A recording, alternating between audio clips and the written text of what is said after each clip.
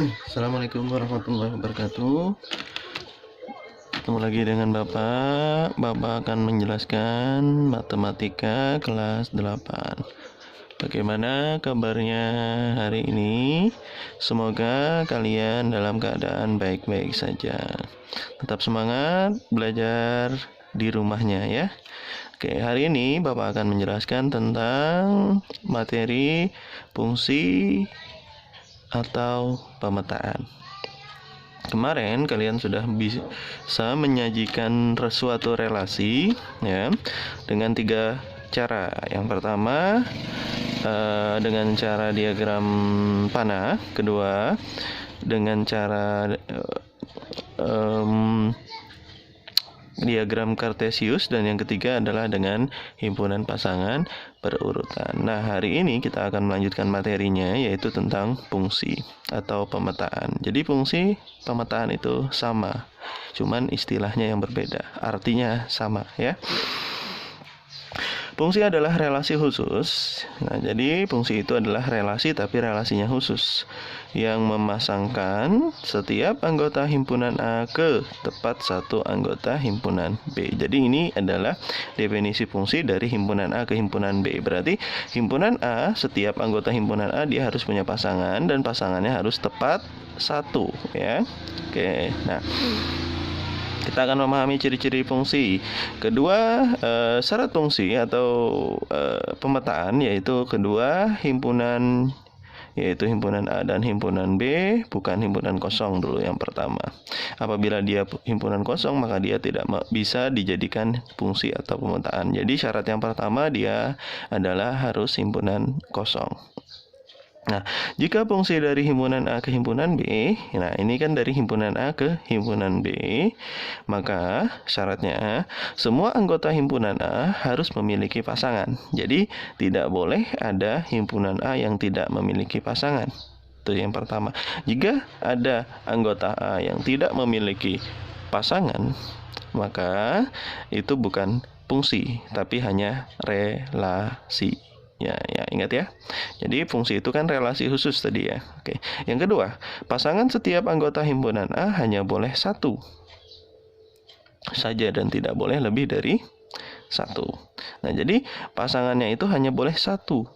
Artinya himpunan A tidak boleh memiliki pasangan lebih dari satu atau memiliki cabang ya. Kalau himpunan B boleh saja lebih dari satu. Himpunan B boleh saja tidak memiliki pasangan. Jadi, kalau suatu fungsi dari himpunan A ke himpunan B, itu ingat ya, dari himpunan A ke himpunan B. Tapi beda lagi kalau dari himpunan B ke himpunan A.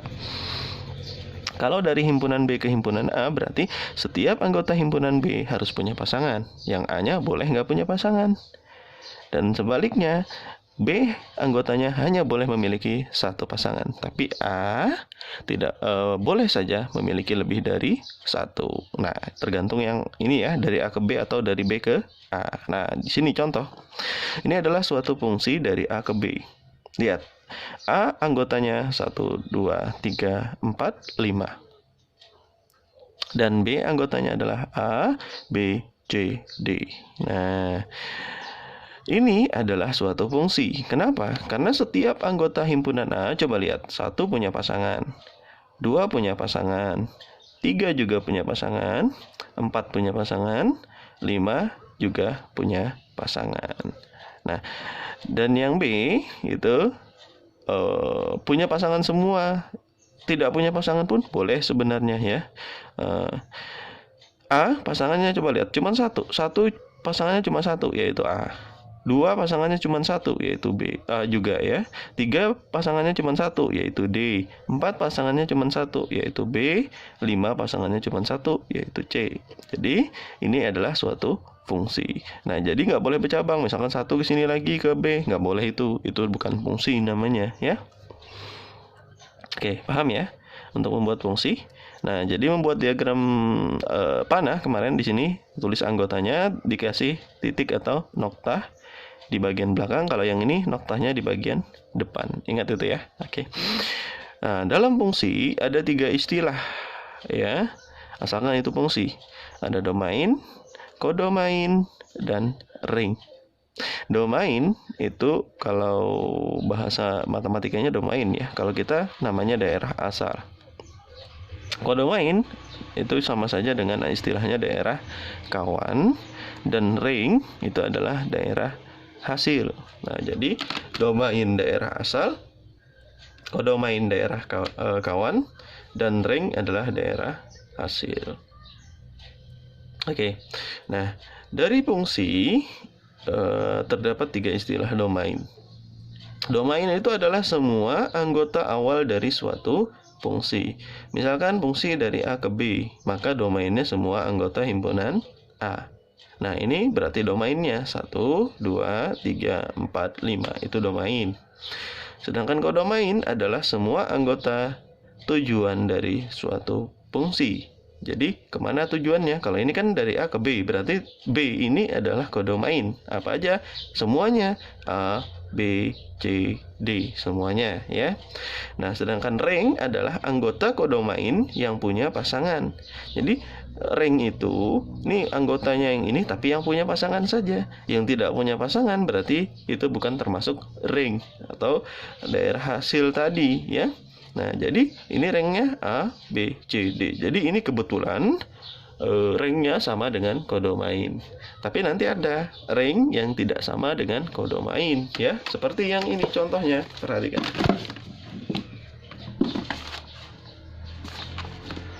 Nah, perhatikan di sini ada contoh. Oke. Perhatikan apakah relasi berikut adalah suatu fungsi. Jika relasi fungsi, tentukan domain, kodomain, dan ring dari fungsi tersebut. Nah, kita analisis dulu apakah dia fungsi atau tidak. Dia kan dari V menuju Q. Maka kita lihat apakah semua anggota pada P punya pasangan. Lihat, 1 punya pasangan, 2 punya pasangan, 3 punya pasangan, 4 punya pasangan, 5 punya pasangan, 6 juga punya pasangan. Berarti semuanya punya pasangan. Apakah pasangan P cuma 1? Kita hitung. Nih cuma 1, cuma 1, cuma 1, cuma 1, cuma 1, cuma 1. Berarti memenuhi syarat ya. Punya pasangan semua dan pasangannya cuma 1. Maka relasi dari P ke Q ini adalah suatu fungsi. Ya, berarti ini adalah fungsi. Nah, karena dia fungsi, berarti dia memiliki domain, kodomain, dan ring. Nah, domainnya berarti semua anggota himpunan P, yaitu 1, 2, 3, 4, 5, 6. Oh, berarti domainnya 1, 2, 3, 4, 5, 6. Kodomainnya adalah semua anggota himpunan Q atau asal tujuannya ke Q ini ya. Berarti A, B, C, D, E, F, G. Berarti A, B, C, D, E, F, G. Itu kodomainnya. Sedangkan ring adalah anggota kodomain yang punya pasangan. Ini kan yang punya pasangan yang kodomain ya. Cuman A, C, D, dan F. A, C, D, dan F. Maka ringnya adalah A, C, D, dan F. Oke, nah penyajian fungsi itu dapat dilakukan menjadi 3, yaitu sama seperti penyajian relasi, diagram panah, diagram kartesius, dan himpunan pasangan berurutan. Coba lihat di sini contoh. Nah, untuk diagram panah, ya lihat ini adalah fungsi ya, semua punya pasangan nih, dan pasangannya hanya 1. Ya, gitu. Kalau diagram kartesius mengetahui itu fungsi atau tidak, kita lihat dari sini. Lihat. Nih, cuma 1 pasangannya ya. Nah, jadi ke atas itu kalau ada lagi 2 titik, maka dia bukan fungsi. Kalau cuma 1 titik, fungsi. Nih lihat 1 titik, 1 titik saja, 1 titik saja, 1 titik saja. Jadi ngelihatnya dari bawah ya. Kalau dari sini 2 boleh. Tapi kalau dari bawah cuma boleh 1 titik saja. Nah, itu cara menentukan, membedakan apakah dia fungsi atau tidak kalau diagram kartesius. Nah, kalau himpunan pasangan berurutan, tinggal kita lihat depannya. Apakah ada yang sama? Kalau ini ya, 1, 2, 3, 4. Kalau ada yang sama, berarti dia bukan fungsi. Ya, 1, depannya aja yang kita lihat. 1, 2, 3, 4. Nggak ada yang sama, berarti dia adalah fungsi. Tapi nanti kalau ada yang sama, misalkan sini 1, ini 2, ini 1 lagi, berarti dia bukan fungsi. Ya, ingat ya. Oke, jadi kalian harus bisa membedakan fungsi dalam penulisannya masing-masing. Nah, sekarang nih korespondensi satu-satu. Nah, korespondensi satu-satu itu adalah sebuah fungsi khusus. Nah, jadi korespondensi satu-satu ini juga fungsi khusus ya, yang memetakan semua anggota himpunan A dengan himpunan B, di mana setiap anggota yang ada pada himpunan B juga memiliki semua pasangan dan pasangannya juga tepat satu. Jadi gini, himpunan A harus memiliki pasangan semuanya. Himpunan B juga harus semuanya memiliki pasangan. Itu syarat korespondensi satu-satu. Beda dengan fungsi tadi. A harus punya pasangan semua, B boleh nggak punya pasangan. Tapi kalau korespondensi satu-satu, A dan B wajib punya pasangan. Itu ya yang pertama. Yang kedua, pasangannya wajib satu. Nah, sama-sama satu. A harus satu, B juga harus satu. Nggak boleh ada yang lebih dari satu atau bercabang.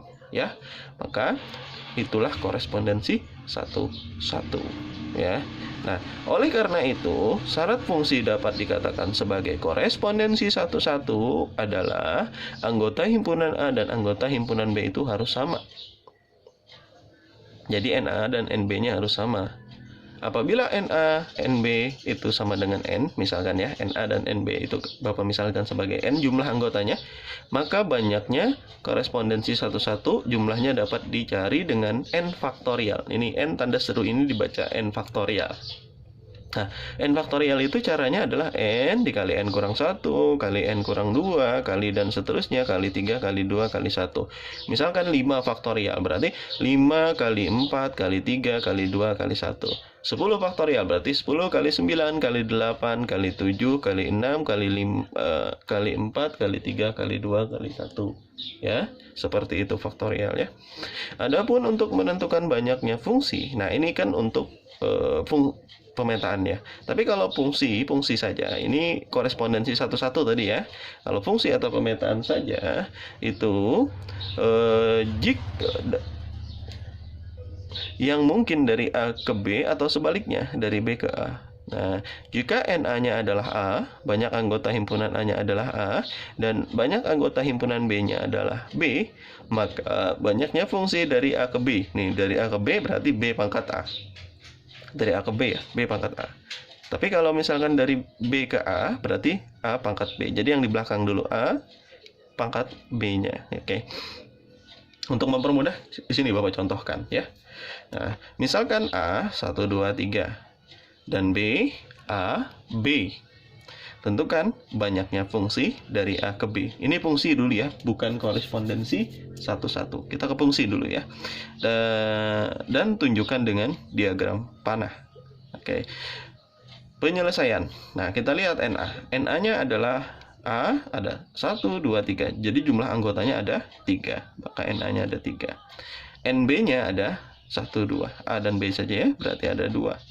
Maka banyaknya fungsi dari A ke B. Berarti B dulu ya. B-nya tadi 2 ya. 2 pangkat 3. 2 pangkat 3 itu kan 2 kali 2 kali 2. 2 kali 2, 4 kali 2, 8. Berarti ada 8 fungsi yang mungkin dari A ke B. Bagaimana caranya? Kita lihat dari A ke B. Yang pertama, fungsi yang pertama. Ini Bapak sudah menyediakan 8 ya, 8 yang bisa kita buat diagram panahnya. Nah, yang pertama A1 ke A, 2 ke A, 3 ke A. Nah, ini salah satu contoh fungsi yang pertama. Ini adalah fungsi. Lihat, kan A-nya semuanya punya pasangan dan pasangannya cuma 1. B boleh kan nggak punya pasangan dan boleh lebih dari 1. Nah, ini adalah fungsi yang pertama yang mungkin. Yang kedua, 1 ke B, 2 ke B, 3 ke B. Nah, ini juga adalah fungsi ya. Kenapa fungsi? Karena semuanya punya pasangan dan pasangannya cuma 1, walaupun ini pasangnya lebih dari 1. Nah, sekarang yang ketiga, 1 ke A, 2 ke A, 3-nya yang ke B. Nah, ini juga fungsi ya. Nah, lanjut. 1 ke A, 2 ke B, 3-nya ke A. Ini juga fungsi ya. Beda kan? Nah, nggak ada yang sama kan? Oke, terus lagi. 1-nya ke B, 2 dan 3-nya ke A. Boleh juga kan? Nggak ada yang sama di sini. Nah, sudah 5 contohnya. Ada lagi. 1 ke B, 2 ke B,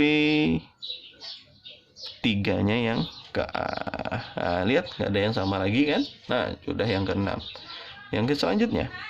1 ke B, 3 ke B, 2 yang ke A. Ini juga fungsi ya, sudah 7. Dan yang terakhir adalah 2 ke B, 3 ke B, dan 1-nya ke A. Nah, ada 8 ya. Silahkan cari lagi, pasti nggak ada lagi. Silahkan cari yang berbeda dari ini. Kalau nggak percaya, ini sudah yang ke-8-nya. Nah, sekarang kita lihat lagi contoh untuk korespondensi satu-satu. Misalkan A 1, 2, 3 dan B A, B, C. Banyaknya korespondensi satu-satu dari A ke B ada berapa dan tunjukkan dalam diagram panah. Oke. Kita lihat dulu apakah sama anggotanya. A, NA ada 3. 1, 2, 3 ya, betul. NB juga ada 3 kan? A, B, C juga ada 3. Berarti banyaknya korespondensi satu-satu dari A ke B itu adalah 3 faktorial. Nah, kenapa? Karena kan sama-sama 3. Nah, 3 faktorial itu apa sih? 3 kali 2 kali 1. Berarti ada 6. Makanya di sini ada 6 Bapak buatkan ya. Apa aja? Kita lihat. Kita contoh yang pertama. 1 ke A, 2 ke B, 3 ke C. Nah, itu satu-satu yang pertama ya. Oke. Yang kedua. 1 ke A, 2 ke C, 3 ke B. Beda kan? Beda dengan yang pertama tadi ya. Oke. Selanjutnya. 3 ke C, 1 ke B, 2 ke A. Beda kan? Ya, beda. Terus seterusnya. 1 ke C, ya. 3 ke A, 2 ke B.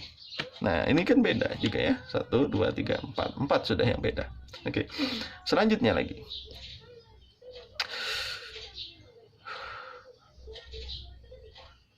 Oke.